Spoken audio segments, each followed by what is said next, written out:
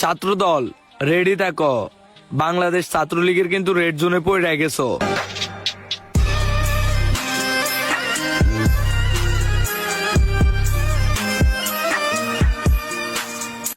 ছাত্রলীগ নিষিদ্ধ করে দিন। যারা আমার মায়ের বুক খালি করবে তারা এদেশের শিক্ষাঙ্গনগুলোকে কসাইখানায় পরিণত করবে। আমার মায়ের সন্তানেরা পড়তে গিয়ে লাশ হয়ে মায়ের করে ফিরে আসবে। এমন ছাত্র রাজনীতি আমরা দেখতে চাই না।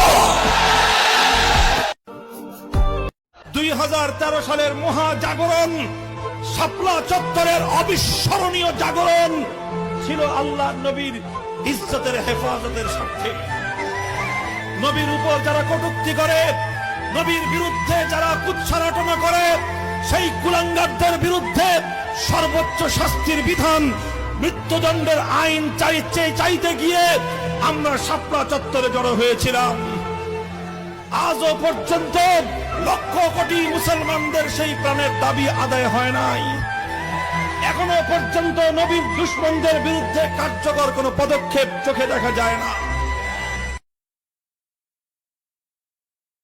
শিবির করতে বুকের পাট্টা লাগে, জামাত করলে বুকে সাহস লাগে। যেই বুকে ঈমান নাই